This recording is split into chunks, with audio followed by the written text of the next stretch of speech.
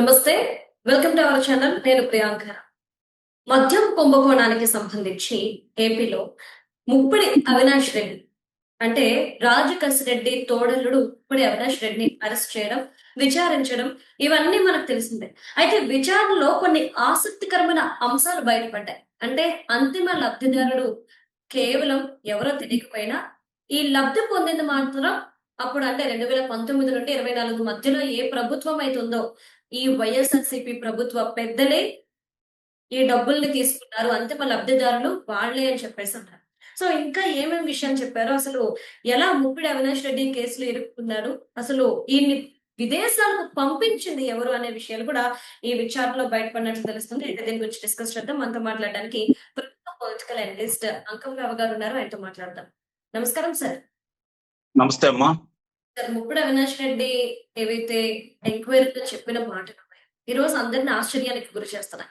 అంటే ఒక మద్యం షాపులు నడుపుకునే వ్యక్తి ఇంత పెద్ద కుంభకోణంలో ఎలా పాతకుడయ్యాడు అని చెప్తూనే ఎవరైతే చోక్రా ఉన్నారో మనీ లాండరింగ్ హవాలా చేసిన వాళ్ళ గురించి కూడా కొన్ని ఆసక్తికరమైన అంశాలు చెప్పారు. అసలు ఎలా చూడాలి సార్?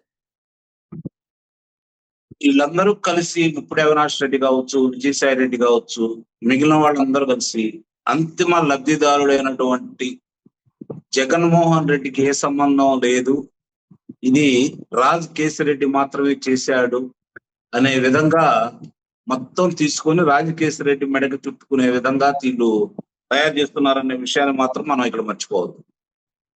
కారణం ఏంటంటే ఇతను మీరు చెప్పినట్టు ప్రారంభంలో చెప్పినట్టు హైదరాబాద్ లో మద్యం వ్యాపారం చేసుకునే వ్యక్తి. అతను రాజ్ కేసిరెడ్డికి స్వయానా తోడలుడు. అలాగే ఎవరైతే ఉన్నారో శరత్ చంద్రారెడ్డి, అతను విజయసాయి రెడ్డి అల్లుడికి అన్న. ఇక్కడ ఈ ఆదాన్ ఇతను ₹1,00,000 డిస్టిలరీ ప్రారంభించాడంట. ఎవరైనా నమ్ముతారా? ₹1,00,000 ఒక డిస్టిలరీని ప్రారంభించాడంట. దానికి ఇతను ₹1,00,000 పెట్టి స్టార్ట్ చేస్తే 60 కోట్ల రూపాయలు శరత్ చంద్రారెడ్డి పెట్టుబడి పెట్టాడంట. అంటే ఎంత విచిత్రంగా ఉందో చూడండి. ఎవరి అండదండం లేకుండా, ఎవరి ప్రమేయం లేకుండా, ఎవరు వీళ్ళకి ఇస్తారనే విషయాన్ని తీసి పక్కన పడేస్తే 60 కోట్ల రూపాయలు అతను పెట్టుబడి పెట్టాడు. గతంలోనే చెప్పడం కూడా జరిగింది విజయసాయి రెడ్డి, నేనే అప్పిచ్చాను రాజ్ కేసిరెడ్డికి అని చెప్పని.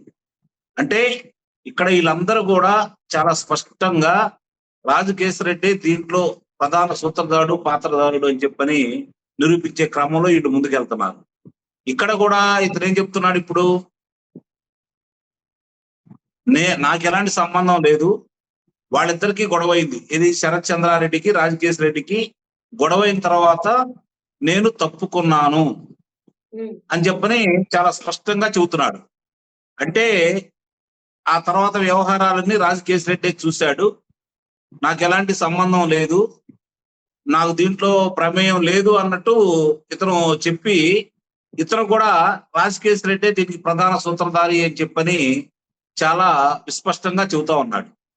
ఇక్కడ రాజకేసిరెడ్డి ఒక్కడికే సంబంధం ఉంటే మరి కృష్ణమోహన్ రెడ్డికి ఏం సంబంధం, ధనుంజయ రెడ్డికి ఏం సంబంధం, బాలాజీ గోవిందప్పకి ఏం సంబంధం, మిథున్ రెడ్డి దీంట్లో ఎందుకు ఇన్వాల్వ్ అయ్యాడు, విజయసాయి రెడ్డి దీంట్లో ఎందుకు ఇన్వాల్వ్ అయ్యాడు, చెవిరెడ్డి భాస్కర్ రెడ్డి దీంట్లో ఎందుకు ఇన్వాల్వ్ అయ్యాడు, వెంకటేష్ నాయుడు దీంట్లో ఎందుకు ఇన్వాల్వ్ అయ్యాడు, ఈ మాత్రం ఎవరు చెప్పరు.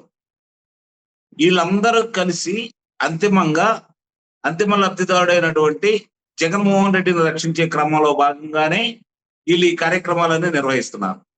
ఒక ప్రభుత్వ అధినేత ఆయన యొక్క ప్రమేయం లేకుండా ఈ యొక్క అంటే ఈ మద్యాన్ని ఎలా తయారు చేయాలి, మద్య వ్యాపారం ఎలా చేయాలి, ఈ పాలసీని ఎక్కడ రూపొందించారు?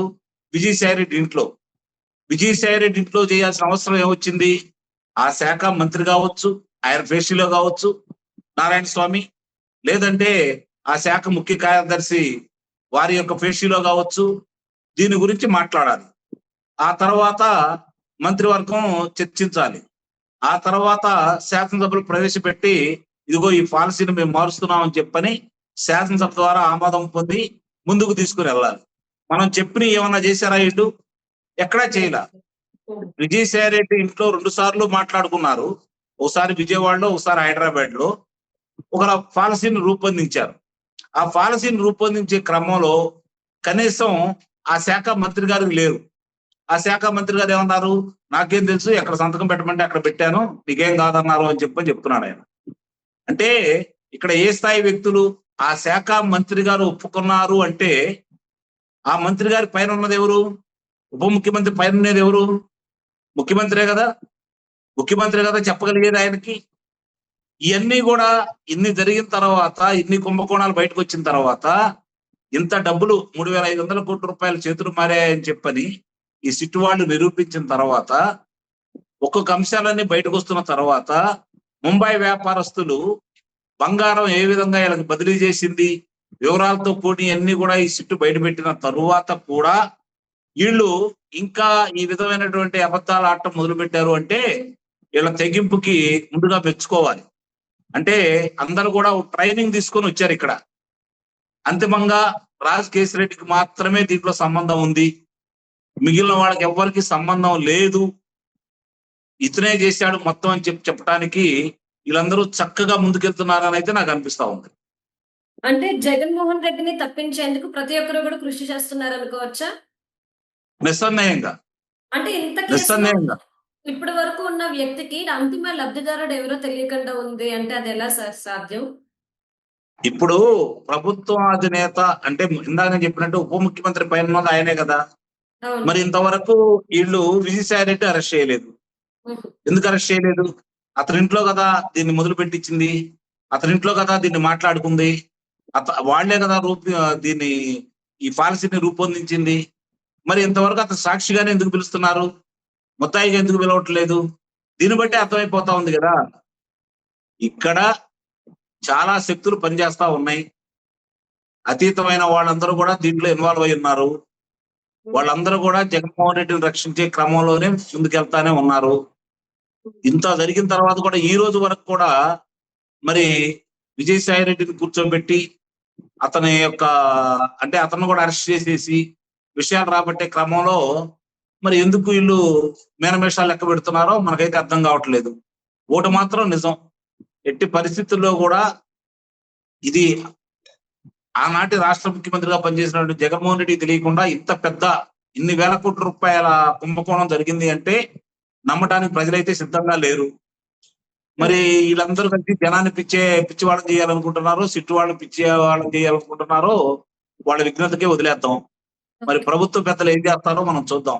అందుకంటే మనం చేయగలిగింది ఏమి లేదు కాబట్టి వాస్తవ విషయాలు, కళ్ళ ముందు కనపడుతున్న విషయాలు, ఎవరెవరికి ఎంత లబ్ధి చేకూరిందనే విషయాలు, అలాగే విదేశాలకు ఎంత తరలించారని చెప్పి పార్లమెంటు సాక్షిగా తెలుగుదేశం పార్టీ పార్లమెంటు పార్టీ నాయకుడు శ్రీకృష్ణదేవరాయలు గారు స్వయంగా చెప్పి దేశ హోంశాఖ మంత్రి గారి దగ్గర తీసుకెళ్లి వివరాలన్నీ ఇచ్చిన తర్వాత కూడా ఇంకా కేసిరెడ్డికి ఇది సంబంధం మిగిలిన వాళ్ళకి ఏమీ లేదు అన్నట్టుగా ఈ బిల్డప్లన్నీ చూస్తూ ఉంటే ఎవరినో రక్షించడానికి ఎవరెవరు ఎంతమంది కలిసి పనిచేస్తున్నారనేది దీన్ని బట్టి అర్థమైపోతాం. Thank you so much sir.